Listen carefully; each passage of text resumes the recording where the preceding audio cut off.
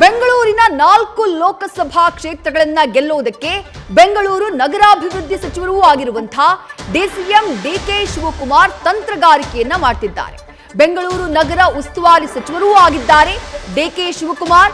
4 ಲೋಕಸಭಾ ಕ್ಷೇತ್ರಗಳ ಮೇಲೆ ಬೆಂಗಳೂರು ಕೇಂದ್ರ, ಬೆಂಗಳೂರು ಉತ್ತರ, ಬೆಂಗಳೂರು ದಕ್ಷಿಣ, ಬೆಂಗಳೂರು ಗ್ರಾಮಾಂತರ, ಈ 4 ಕ್ಷೇತ್ರಗಳ ಮೇಲೆ ಡಿಸಿಎಂ ಡಿಕೆ ಶಿವಕುಮಾರ್ ವಿಶೇಷ ಲಕ್ಷ್ಯ, ವಿಶೇಷ ನಿಗಾನ ವಹಿಸಿದ್ದಾರೆ.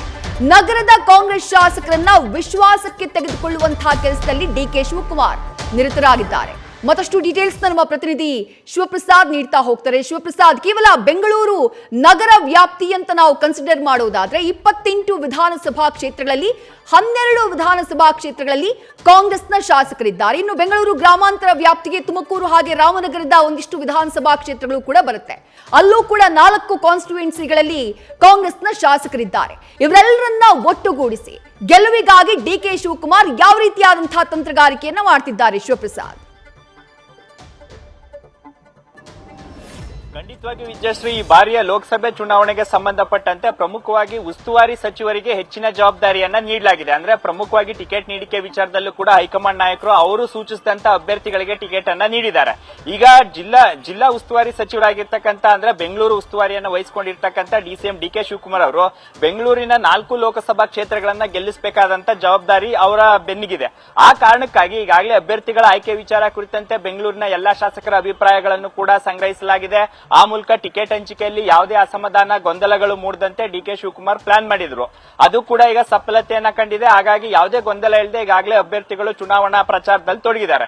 ಇನ್ನು ಇರ್ತಕ್ಕಂಥ ಶಾಸಕರನ್ನ ವಿಶ್ವಾಸ ಗಳಿಸೋದ್ರ ಜೊತೆಗೆ ಪ್ರಮುಖವಾಗಿ ಪಕ್ಷದ ಕಾರ್ಯಕ್ರಮಗಳಿರ್ಬೋದು, ಜೊತೆಗೆ ಗ್ಯಾರಂಟಿ ಯೋಜನೆಗಳ ವಿಚಾರವನ್ನ ಈ ಬಾರಿಯ ಲೋಕಸಭೆ ಚುನಾವಣೆಯಲ್ಲಿ ಪ್ರಸ್ತಾಪ ಮಾಡಲಿಕ್ಕೆ ಡಿಸಿಎಂ ಡಿಕೆ ಶಿವಕುಮಾರ್ ಅವರು ಸಿದ್ಧತೆಯನ್ನ ನಡೆಸಿಕೊಂಡಿದ್ದಾರೆ.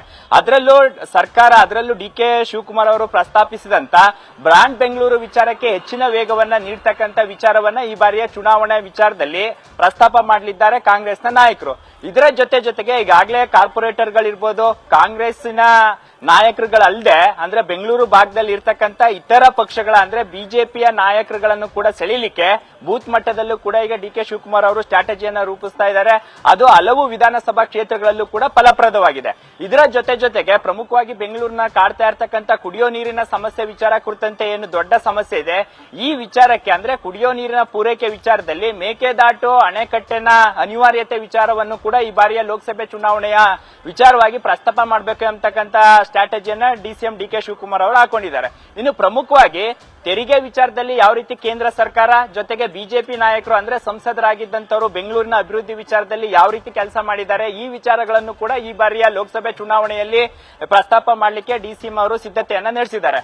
ಇನ್ನು ಪ್ರಮುಖವಾಗಿ ಬೆಂಗಳೂರಿನ ಮೂಲ ಸೌಕರ್ಯ ವಿಚಾರ ಕುರಿತಂತೆ ಯಾವ ರೀತಿ ಕೇಂದ್ರ ಸರ್ಕಾರ ಸೂಕ್ತವಾದಂತಹ ಸ್ಪಂದನೆ ಸಿಗ್ತಾ ಇಲ್ಲ ಅಂತಕ್ಕಂಥ ವಿಚಾರವನ್ನು ಕೂಡ ಈ ಬಾರಿಯ ಚುನಾವಣೆಯಲ್ಲಿ ಅಂದ್ರೆ ಬೆಂಗಳೂರಿನ ನಾಗರಿಕರಿಗೆ ಮುಟ್ಟಿಸಬೇಕು ಅಂತಕ್ಕಂಥ ಲೆಕ್ಕಾಚಾರದಲ್ಲಿ ಇದ್ದಾರೆ. ಇದರ ಜೊತೆಗೆ ಈಗಾಗಲೇ ಸರ್ಕಾರ ಗ್ಯಾರಂಟಿ ಯೋಜನೆಗಳನ್ನ ಪ್ರತಿಯೊಂದು ಮನೆಗೂ ಕೂಡ ತಲುಪಿಸ್ತಾ ಇದ್ದಾರೆ.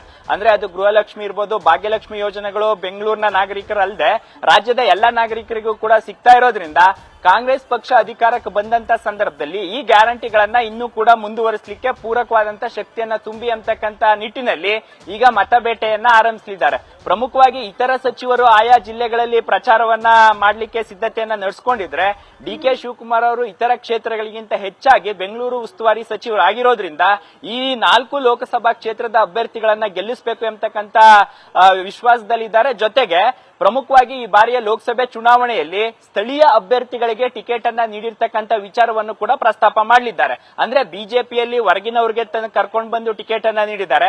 ಆದ್ರೆ ನಮ್ಮಲ್ಲಿ ಬೆಂಗಳೂರಿನಲ್ಲೇ ಇರ್ತಕ್ಕಂಥವ್ರನ್ನ ಅಭ್ಯರ್ಥಿಯನ್ನ ಮಾಡಲಾಗಿದೆ. ಅಂದ್ರೆ ಸ್ಥಳೀಯರಿಗೆ ಅಧಿಕಾರ ಸಿಗಬೇಕು, ಸ್ಥಳೀಯ ಸಮಸ್ಯೆಗಳಿಗೆ ಸ್ಥಳೀಯ ನಾಯಕರಿಂದಲೇ ಪರಿಹಾರ ಸಿಗ್ತಕ್ಕಂಥ ಹೆಚ್ಚು ಸಾಧ್ಯತೆ ಇರೋದ್ರಿಂದ ಈ ನಿಟ್ಟಿನಲ್ಲಿ ಕಾಂಗ್ರೆಸ್ ಪಕ್ಷ ಚಿಂತನೆಯನ್ನ ನಡೆಸಿ ಅವ್ರಿಗೆ ಟಿಕೆಟ್ ಅನ್ನ ನೀಡಿದೆ ಅಂತಕ್ಕಂಥ ವಿಚಾರಗಳನ್ನ ಈ ಬಾರಿಯ ಲೋಕಸಭಾ ಚುನಾವಣೆಯಲ್ಲಿ ಚುನಾವಣಾ ವಿಚಾರಗಳನ್ನಾಗಿ ಜನರ ಮುಂದಿಡ್ಲಿಕ್ಕೆ ಡಿಕೆ ಶಿವಕುಮಾರ್ ಅವರು ಸ್ಟ್ರಾಟಜಿಯನ್ನ ರೂಪಿಸಿರ್ತಕ್ಕಂಥದ್ದು. ವಿದ್ಯಾಶ್ರೀ, ನ್ಯೂಸ್ ಫಸ್ಟ್ ನಿರ್ಭೀತಿಯಿಂದ ನಿಮ್ಮ ಪರವಾಗಿ.